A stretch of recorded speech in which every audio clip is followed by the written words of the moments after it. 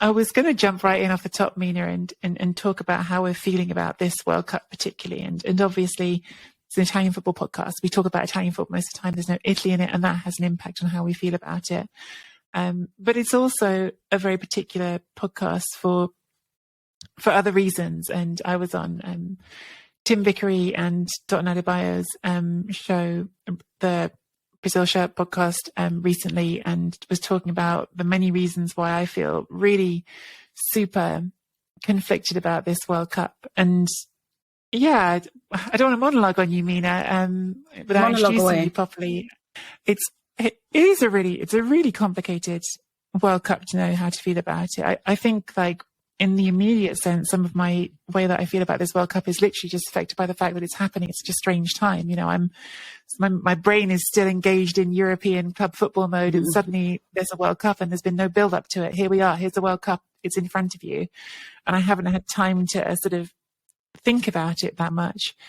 But when I do think about it, I do have these really conflicted feelings about this World Cup, and some of that I think is pretty obvious. I'm a transgender woman, and this is a World Cup happening in a place where if Italy had qualified, genuinely was wrestling with the question of, would it be safe for me to go? Like, if I was going to do my job, to be a professional journalist who covers football at this World Cup, would it be safe? And I don't know the answer to that.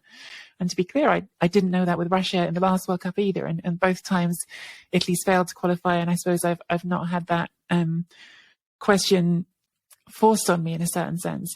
But I then sort of, starting from there, moved very quickly onto the thought, well, I have the privilege of deciding whether or not to go, whereas people who live in those countries don't have that privilege. And in those countries, there's all sorts of documented abuse and certainly the things that have been reported in recent weeks of how LGBT citizens are treated in Qatar has been horrifying. And so I find it really, really difficult to feel positively about a World Cup that brings attention to a country, that is a cause celebration of a country. Normally when a World Cup is happening, you're watching, you're thinking, wow, it's like not just an insight into football, it's an insight into this culture, this different part of the world that's part of the experience of the World Cup. And that I feel really complicated feelings about.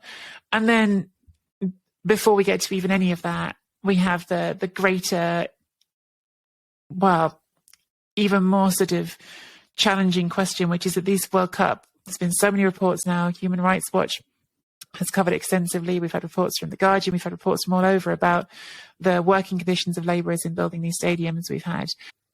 It's very hard to get clear numbers on it, but pretty clear evidence that's come out that there's been mistreatment of workers, that there's been all sorts of sort of wage abuse of workers. But at the bluntest end of it, there have been people who've travelled from other countries to Qatar to try to work, have a job, send money back to their families, specifically in a lot of South Asian countries, who haven't come home again. And that seems to come down to some horrendous working conditions and living conditions that they've been put into. And all of those things make it feel very hard for me to lose myself in the football.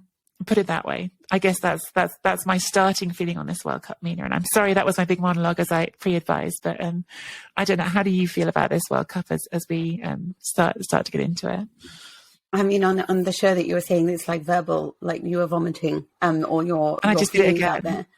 But I think that's kind of the only way to do it, if that makes sense, because when you have something building inside of you and your feelings are overwhelming at that time, your only option is to do that, because this is, I think, it's kind of the state of play in general in the world at the moment, where I'm constantly on some sort of rant somewhere about something, you know, and you do feel like you don't know how to stop yourself from saying something, because we are now a little bit more honest about ourselves, and thankfully we live in a world in which we can speak. Does that mean that anything changes? I don't know. How do I feel about the World Cup? And what I think is interesting about this is the way that you framed this before the show, when you were asking me, you're like, I want to hear what Mina has to say, because she does have Arabic roots, right? And I don't feel like many people have asked many Arabs about it in the media. Yeah. And so I haven't heard Arab voice at all. Yeah, and I think that there are so many Arabic journalists, like there's several in the Daily Mail, for example, you know, and yet I don't feel like any of them have been asked this question or any of my employees have thought, okay, well, what about you? What do you think of it? Maybe because it's always sort of, I speak about Italian football, they just assume that's all I want to talk about, you know? So I did think that was weird that they haven't gotten that. I feel like I've listened to a lot of podcasts in which I disagree with or haven't felt like they were accurate in the way that they talk about things. It's kind of a shame that when you do finally get a World Cup being staged in the Middle East, it is under these conditions, and this is what we are talking about, you know? For a country that is trying to build its reputation, it's a shame that, and one that is hugely wealthy, right? And would treat its laborers in such fashion. You know that the whole world will have their eyes on you. I think it becomes really complicated because here's the thing, right? You are against something, but at the same time, you feel like what you do get a lot of the time is sort of, I don't know how to explain it in all honesty. You know, you live in the West, you know, you live in England. I'm raised in England. I work for Americans or I work for the English. I believe in Western ideals, but I am Arabic. And there does come a point where you do feel like it's really difficult to take things on board without feeling the hypocrisy of it, even if what they're saying is correct. You know, it's this kind of thing where I don't know how to get over this, like, these poor women, you know, as an Arab woman yourself, Mina, how do you feel about the way that women are treated in Middle East? And of course, it's like, well, firstly, the Middle East suffers, you know, is completely different. I mean, if you're a Moroccan, it is completely different to if you are Egyptian, to if you are Lebanese, if you are Iraqi. And then you all sort of get the same thing. And, you must suffer the same things as Qatari women. Well, Qatari women have land, all their bills are paid for. They are financially taken care of, you know, by everyone around them. The actual Qatari people are very happy in the sense that, you know, they are wealthy, taken care of. They don't have a bill to pay. They never have to worry about things. Do they have their freedoms? I'm sure that that's their sacrifice. They don't have their freedoms. And sadly, this is something now that obviously I have to do my research for this World Cup. And I still cannot believe that there are 69 nations in which homosexuality is criminalized. 69 nations. My question is, if I want to hold a World Cup, where would I choose to hold it? I don't know. Because right now, how can Qatar go ahead and do all of this to its laborers? How can it say that we're open to everyone and make it so clear it isn't?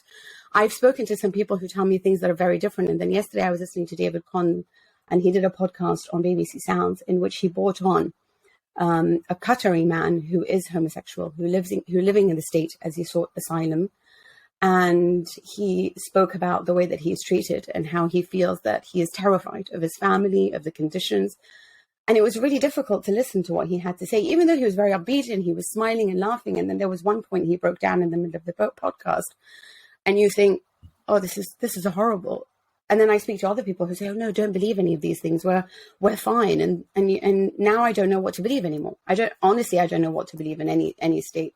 But I guess my bigger question in all of this is, where would I stage a World Cup? Like, is this do we have a world problem? I only realized that 69 nations still criminalize homosexuality.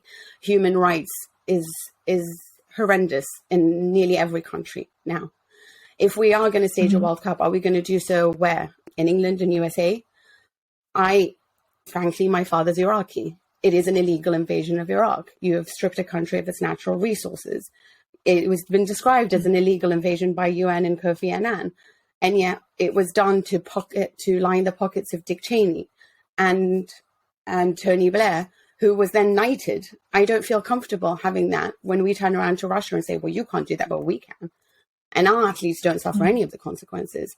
And we may, you know, prosecute and heavily be, you know, our Black population and need to be reminded that Black lives matter, where women in certain states don't even have the right to an abortion, but a woman in downtown Baghdad can walk in and have one. So for me, those are questionable things. Why do they get to do it and we don't? Why is Russia why is Russia being told that you can't illegally invade someone? Because you can't, but then they'd be allowed to too. So in my head, it's like, where would I stage this World Cup? Where? in this, and like the kafala system for the laborers in Qatar. Like, how is this allowed to change? And then there's a part of me that thinks, should we have these World Cups every 4 years? Because it does shed a light on some of these issues. Because now we are asking for things to change. Because they have implemented some laws to change that. Is it enough? Not by any stretch of the imagination, when you consider that nearly 7,000 laborers have died. And they still continue to be subjected to horrendous conditions because of the enormous heat. It's November, and I've just watched ESPN FC, in which the guys are talking about how the fact that they're sweating through everything they're wearing, and they're in T-shirts. And I think to myself, they're still having to work in these conditions, and it's November. Imagine what it's like in the heat of summer. So I honestly don't know, because there's a part of me that just feels at this moment in time that I don't want to, I feel like, as an Arab, you think that everything's always like, oh yes, but darling, you're not up to us. But then you still think, well, yeah, but the kafala system that everyone's complaining about, Qatar only sought independence from the UK in 1971. That was started and largely influenced by the English code. They had brought their British subjects along with them, which were South Asian, and they had wanted greater control over them, as David Conn explained in his podcast. And that is something that has continued in Qatar and become part of Qatari rules and laws that is only being addressed now because of the World Cup. Should we have a World Cup in countries that need greater to shed a light on all their human rights issues? Should it now be as an incentive to get us to change things in the world? But honestly speaking, when I started to think about where I would want this World Cup, I honestly couldn't come up with it with many countries that I would be like, yeah, that's okay. I'm all right with this country. I'm all right with that country. Because not even the Caribbean. I think that's interesting choice given Jack Warner, of course, and his role in the whole corrupt and also, scenario again, we had. If you're transgender, I mean, what the rules are there? How much they've criminalized homosexuality as well in the likes of Jamaica and Barbados. Absolutely. So where would you do it? Where? Yeah, and I do think that's like a really sort of big question that I first of all just want to say thank you, Mina. Like, it's really interesting to hear you on that, because like I feel like I've done my verbal diarrhea, and it was like nice to hear you sort of come back with all of your thoughts on it as well. And I do share like that feeling of discomfort about like, God, well, where are we going to find the perfect places to host? Because there are problems everywhere. There are, and I'm not shy of that. And I think that's a really complicated question. I think, I think I can't get past, and of course I come at this. I do, of course, I come at this from who I am and my life experience and my reality. But I can't get past the fact that we've now had 2 World Cups in a row. Yeah, and it's a World Cup is supposed to be something that is explicitly inclusive. I mean, it is explicitly about bringing the world together. FIFA sell that message every bloody World Cup. They hammer that message. It's the whole world. It's bring the world together. That's what it's for.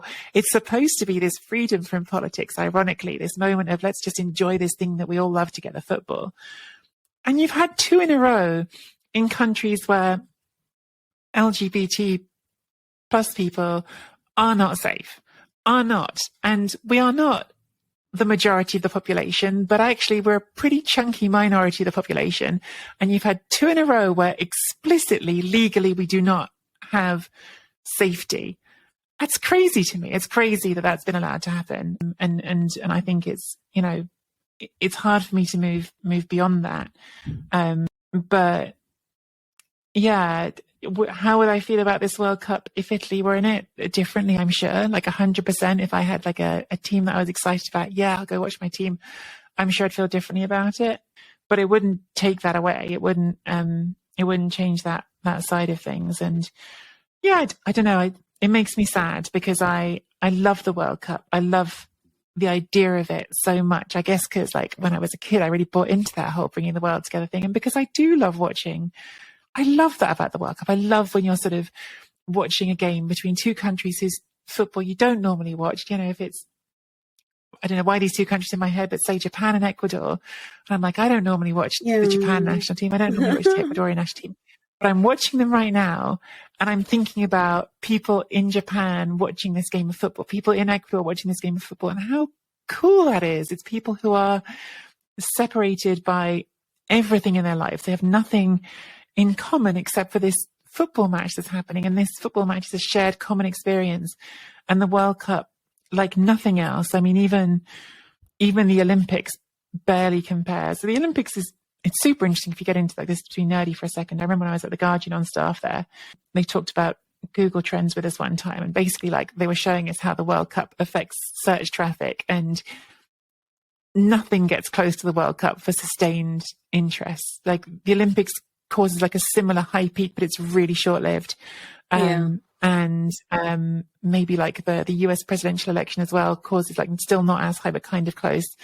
The World Cup is like nothing else in the world in terms of the international interest and what it does to people. And I think that's cool. But isn't that kind of why you're a reporter? Like why you've chosen to be a sports journalist? Of course, yeah. So why don't we do that? We're going to go to talk about the teams next, but you know what I mean? Let's jump to that next, because I think like football and why we got into the World Cup. Let's turn it to that slightly happier angle.